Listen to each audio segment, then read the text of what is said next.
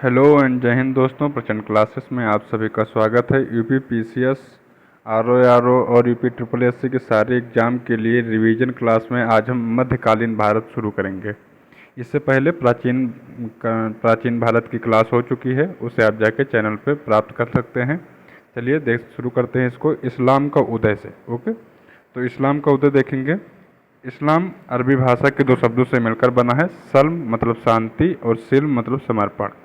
Okay, ये सब ज़्यादा इम्पोर्टेंट नहीं है, आप आके देख सकते हैं कि इस्लाम धर्म के उदय के पहले अरब में बहुदेववाद था। ओके, जैसे अपने यहाँ पे हिंदू धर्म में बहुदेववाद है, पहले इस्लाम में भी बहुदेववाद था। बाद में जब पैगंबर मोहम्मद साहब हुए तो उन्होंने मूर्ति पूजा का विरोध किया और कुरान शरीफ नामक पुस्तक को जो है पवित्र ग्रंथ मानकर लोगों को समझाया और बताया कि आप इसको फॉलो कीजिए।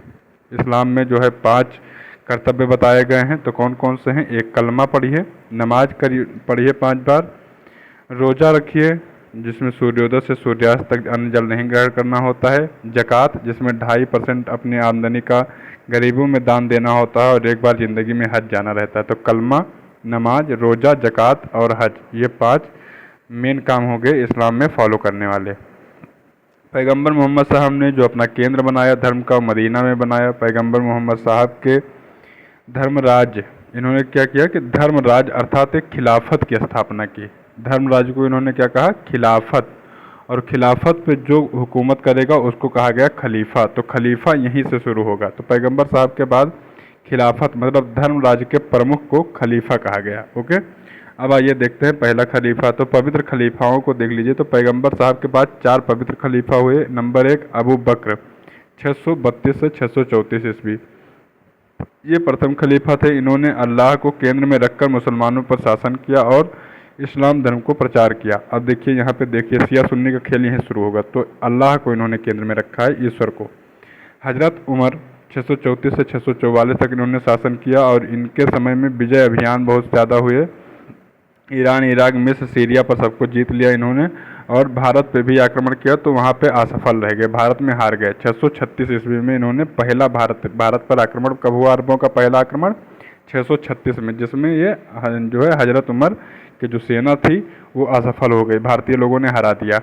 फिर आए हजरत उस्मान 644 से 656। तो इन्होंने क्या किया? 651 में पवित्र धर्म ग्रंथ कुरान शरीफ का संकलन कराया और यह ग्रंथ अरबी भाषा में संकलित था। फिर आए हजरत अली जो कि मोहम्मद साहब के क्या थे? दामाद थे। इनके समय में विजय अभियान चलते रहे। फिर आया उमैया वंश। उमैया वंश 661 से 749 तक रहा। तो 661 में अली की मृत्यु के बाद मुबैया नामक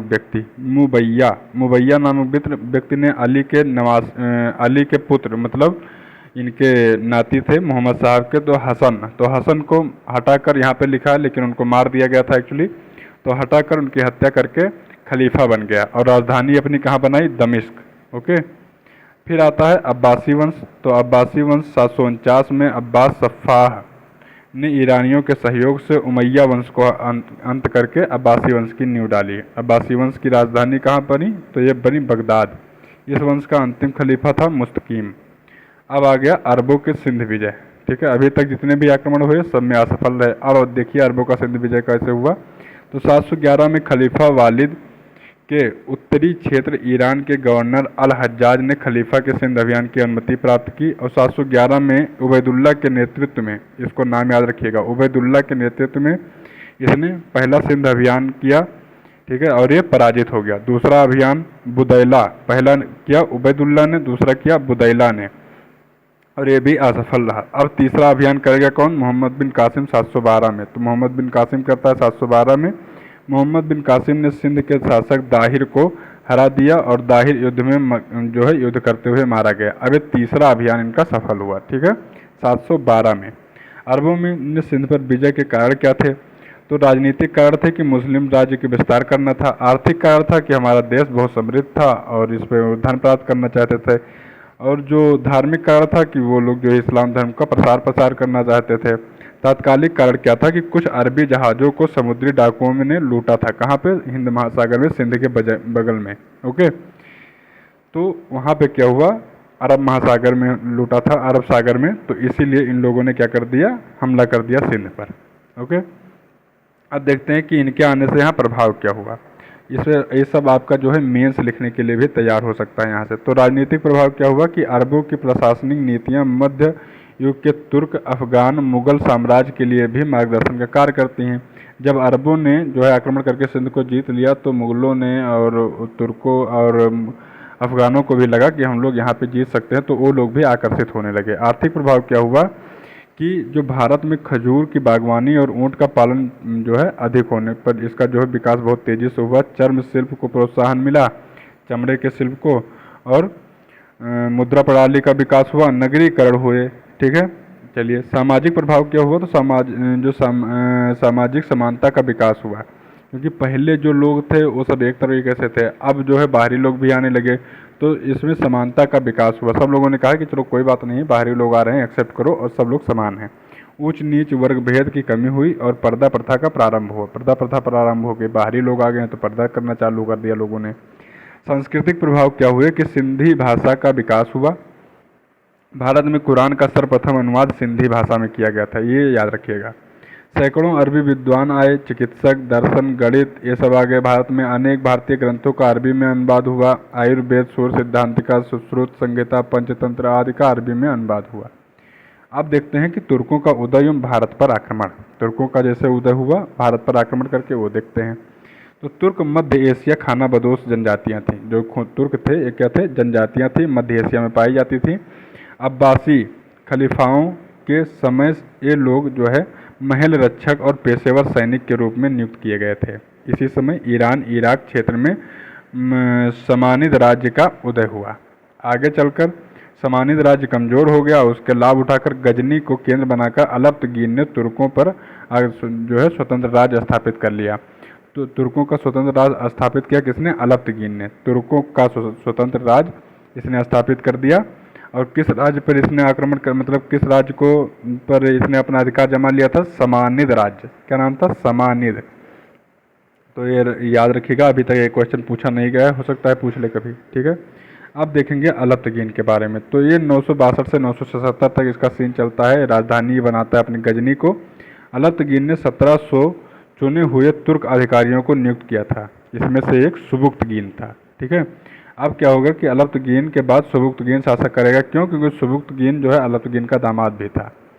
दूसरा तुर्क शासक सुबुक्तगीन बनता है सन 977 से 997 तक, 20 साल तक ये रहता है। कुछ दिनों बाद सुबुक्तगीन ने जयपाल के राज्य पर आक्रमण किया और इसको लूटपाट किया। सुबुक्तगीन की मृत्यु के बाद उसके दो पुत्रों में से एक का नाम था अब्दुल कासिम महमूद और एक का नाम था इस्माइल।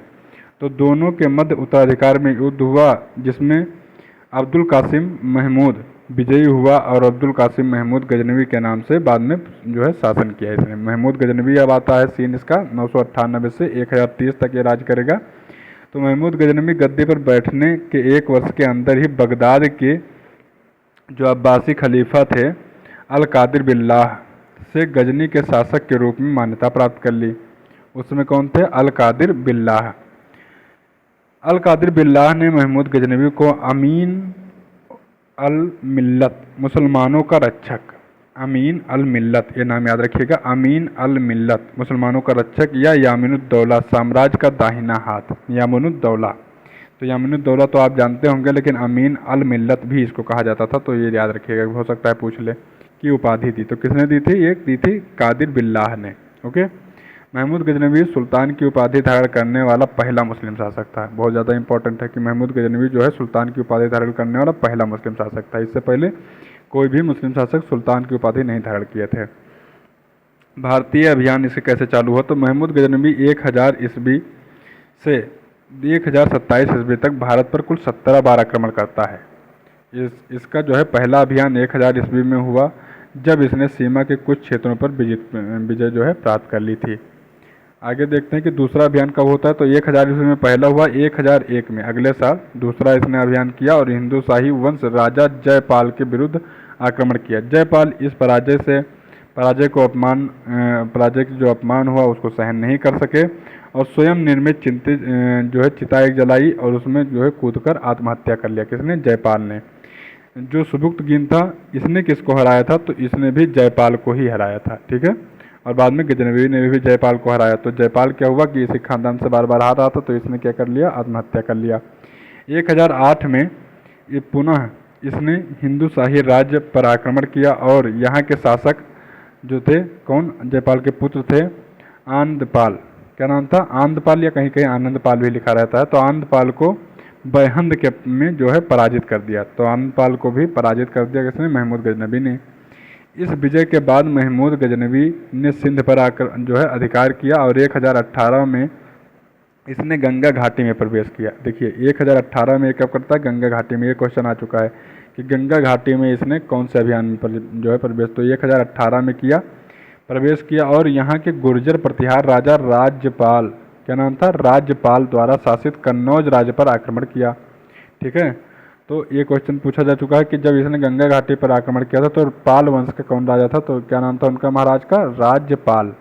ठीक है, महमूद गजनवी का सबसे महत्वपूर्ण आक्रमण हुआ 1024-25 में, कहाँ पर, सोमनाथ मंदिर पर। ठीक है, इस समय गुजरात का शासक कौन था, भीम प्रथम। 3 दिनों के भीषण युद्ध के बाद इसने सोमनाथ के मंदिर पर अधिकार कर लिया और मंदिर को तोड़कर विपुल संपत्ति प्राप्त की, मतलब अधिकतर जितनी भी संपत्तियाँ थी अधिकाधिक लूट ले गया। 1025 में सोमनाथ से वापस जाते समय सिंधु नदी की निचली घाटी में जाटों ने इसका मार्ग अवरुद्ध किया और इस समय यह रक्षात्मक कार्रवाई करके जो है गजनी चला गया, बच गया। 1027 में महमूद गजनवी का अंतिम आक्रमण हुआ।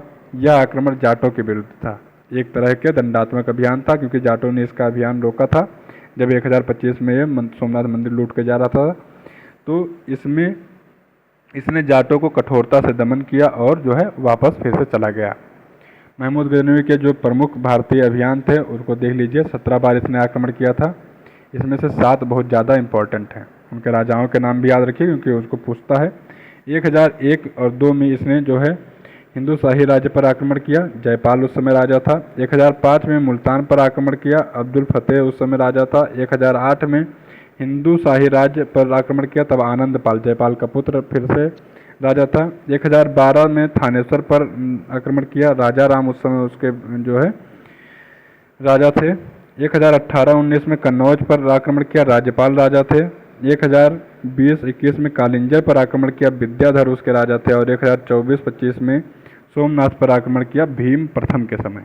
ओके, महमूद गजनवी के आक्रमण का प्रभाव क्या हुआ, तो इसके आक्रमण का प्रभाव ये हुआ कि पंजाब, सिंध एवं मुल्तान में गजनवी गवर्नरों की नियुक्ति कर मुस्लिम शासन स्थापना हुई। भारत में विदेशी आक्रमण के द्वार खोल दिए इसने, भारतीय कला को नष्ट कर दिया और भारत का धन जो है गजनी लेकर चला गया। तो ये जो है जैसे आक्रमण का प्रभाव, ये सब आप अपने जो यूपीपीसीएस या यूपीएससी के मेंस में भी शामिल कर सकते हैं। मोहम्मद गोरी अब आ गया। तो मोहम्मद गोरी क्या है कि 12वीं शताब्दी के मध्य में गौर वंश का उदय हुआ और इसके साम्राज्य का आधार उत्तर पश्चिम जो है क्या था, उत्तर पश्चिम अफगानिस्तान। प्रारंभ में गोरी लोग गजनी के अधीन थे, बाद में यह स्वतंत्र हो गए। ये गजनी के अधीन पहले कार्य करते थे। तो मोहम्मद गोरी का पहला आक्रमण हुआ था 1175 में मुल्तान पर। ओके, हिंदुस्तान में सबसे पहले मुल्तान पर इसने आक्रमण किया, 1175 में हुआ। यहाँ इसने करमाथियों को पराजित कर अपना अधिकार स्थापित किया। यह इसकी पहली विजय थी। ओके, 1178 में मोहम्मद गोरी ने गुजरात पर आक्रमण किया। उस समय गुजरात के राजा कौन थे, भीम सेकंड। अब याद रखिए, जब महमूद गजनवी ने किया था तो भीम प्रथम राजा था, और जब इसने किया 1178 में तो भीम सेकंड राजा है। ठीक है, तो कौन है कि कसहद के मैदान में गोरी की करारी हार हुई। मैदान क्या था, कसहद नाम था। ठीक है, तो कसहद के मैदान में जो है भीम सेकंड ने मोहम्मद गोरी को हरा दिया। इसकी पहली पराजय थी। यह पराजय के बाद मोहम्मद गोरी ने मुल्तान एवं सिंध के मार्ग को बदलकर पंजाब के मार्ग को चुना। 1181 में इसने पंजाब पर आक्रमण किया। यहाँ पर गजनी वंश का खुसरो मलिक शासक था। ठीक है, यहाँ पर जो है गजनी वंश का ही शासन चल रहा था। इसने युद्ध के स्थान पर मोहम्मद गोरी को अत्यधिक उपहार देकर संधि कर ली। दोनों मुस्लिम थे तो जो है संधि कर लिए। 1191 में तराइन का प्रथम युद्ध होता है और मोहम्मद गोरी इसमें पराजित होता है। पृथ्वीराज चौहान जीत जाते हैं, लेकिन इसको जो है छोड़ देते हैं, ये गजनी चला जाता है। 1192 में इसने फिर से तराइन का द्वितीय युद्ध चालू किया और इसमें पासा पलट गया। पृथ्वीराज चौहान पराजित हुए और मोहम्मद गोरी जीता, लेकिन उसने इनको नहीं छोड़ा और क्या कर दिया, मार दिया पृथ्वीराज चौहान को। कुछ इतिहासकार बताते हैं कि पृथ्वीराज चौहान ने मोहम्मद गोरी को भी मार दिया था बाद में। शब्दभेदी बात चढ़ाकर, और कुछ लोग बताते हैं कि ऐसा नहीं था। अब क्या सही है क्या गलत है आप जो है अपने ऊपर छोड़ सकते हैं। मोहम्मद गोरी के भारतीय अभियान देख लीजिए, इसमें वर्ष दिया हुआ है, राजस्थान राज्य दिया हुआ है कि कहाँ पर हुआ था और राजा। 1175 में मुल्तान पर आक्रमण करता है करमाथी वंश पर और जीत जाता है। 1178 में गुजरात पर आक्रमण करता है, भीमसिकंद उसको हरा देते हैं। 1181 में पंजाब में राज करता है, खुसरो मलिक रहता है, और जो है 1181-86 में इसका संधि हो जाती है। 91 में तराइन के युद्ध 91-92 में पृथ्वीराज चौहान से होता है। एक में पृथ्वीराज चौहान हार जाते हैं, दूसरे में पहले में जीत जाते हैं, दूसरे में हार जाते हैं। 1194 में तंजावुर का चंदावर का युद्ध होता है कन्नौज के राजा जयचंद से, जयचंद इसमें हार जाता है और उसकी मृत्यु हो जाती है। 1195 में बयाना का युद्ध होता है, ठीक है, और कुमारपाल इस समय राजा रहते हैं। 1205 में किससे होता है, खोखरों से युद्ध होता है जिसमें कि ये जीत जाता है, कौन, मोहम्मद गोरी। 1194 में ये जो है चंदावर के युद्ध में मोहम्मद गोरी जयचंद को पराजित कर देता है। इस समय युद्ध के बाद कन्नौज और वाराणसी पर गोरी का अधिकार हो जाता है, तो कन्नौज और वाराणसी दोनों पर अधिकार कर लेता है गोरी। चलिए आगे देखेंगे कि मोहम्मद गोरी के सेनापतियों द्वारा विजित क्षेत्र कौन कौन से हैं। तो कुतुबुद्दीन ऐबक द्वारा क्या क्या विजय किया गया। 1196 में अजमेर विजय किया, 97 में बदायूं का विजय किया, 1202 में बुंदेलखंड पर विजय प्राप्त करता है। बख्तियार खिलजी 1197 में बिहार को विजय करता है और 1205 में क्या विजय करता है, बंगाल को। तो बिहार, बंगाल, बुंदेलखंड, बदायूं, अजमेर सब पर इनका शासक हो गया। महत्वपूर्ण तथ्य देख लीजिए कि महमूद गजनवी यामिनी वंश के संबंधित तुर्क था। महमूद गजनवी कश्मीर अभियान किया था इसने, ठीक है, कश्मीर अभियान किया था, लेकिन यह अभियान असफल था, ठीक है। एक बार पूछा गया है क्वेश्चन कि कश्मीर जो है किसने कश्मीर अभियान किया था, तो मोहम्मद गोरी ने किया था उसमें से, ठीक है। अलबरूनी, अलबरूनी का मतलब होता है बाहरी, का वास्तविक नाम क्या नाम था, अबू रैहान। क्या नाम था, अबू रैहान। यह ख्वारिज़्म का रहने वाला था लेकिन गजनी में बस गया था। अलबरूनी भारत में आकर संस्कृत भाषा का अध्ययन किया। संस्कृत भाषा में सबसे पहले इसी ने पुस्तक लिखी और संस्कृत भाषा का सर्वप्रथम अध्ययन करने वाला लेखक कौन था बाहरी, तो अलबरूनी था। ये जो है क्वेश्चन में पूछा जा चुका है। मोहम्मद गोरी संसबानी वंश का तुर्क था, याद रखिए इसके वंश का संसबानी नाम था। क्या नाम था, संसबानी तुर्क था। इसका वास्तविक नाम क्या था, शिहाबुद्दीन मोहम्मद गोरी। तो याद रखिएगा, जैसे संसबानी वंश देखिए, सा से संसबानी और सा से शिहाबुद्दीन, तो इसका वंश पूछा जा सकता है। तो गोरी वंश मत बता देना क्योंकि गोरी कोई वंश नहीं था, संसबानी वंश था, ओके। मोहम्मद गोरी का साधारण सेनापति बख्तियार खिलजी ने विक्रमशिला बौद्ध विहार, नालंदा बौद्ध विहार और सोमपुर बौद्ध विहार को तहस नहस किया था। सैकड़ों भिक्षुओं की मौत को घाट उतार दिया था। किसने, बख्तियार खिलजी ने। ये मोहम्मद गोरी का क्या था, सेनापति था। मोहम्मद गोरी ने सर्वप्रथम कुतुबुद्दीन ऐबक को फांसी की एकता प्रदान की थी। तो आपसे पूछेगा कि एकता प्रथा किसने चालू की थी, तो देखिए एकता प्रथा वैसे तो मेन रूप से अच्छे से जो है जिसने चालू की थी एक नियम कानून बना के, तो वो तो किसने चालू की थी, जो है इल्तुतमिश ने, ठीक है, इल्तुतमिश ने। लेकिन जब पूछा जाएगा कि शुरुआत किसने की थी, तो शुरुआत जो है मोहम्मद गोरी ने ही कर दी थी कि ऐबक को फांसी की एकता प्रदान की थी। 1192 में तराइन के द्वितीय युद्ध के बाद मोहम्मद गोरी ने कुतुबुद्दीन ऐबक को विजित भारतीय प्रदेशों का प्रतिनिधि बनाकर जो है प्रतिनिधि या शासक बनाकर जो है अपना वापस चला गया था और जाते समय इसकी मृत्यु हो गई थी। कुछ लोगों ने आक्रमण कर दिया था अफगानों ने इस पर, ओके। चलिए ये क्लास यहीं पे ख़त्म होती है। अगले क्लास में हम देखेंगे दिल्ली सल्तनत के बारे में, 1206 से 1526 तक इसमें पूरा दिल्ली सल्तनत हम देख लेंगे, ओके। नमस्कार, धन्यवाद।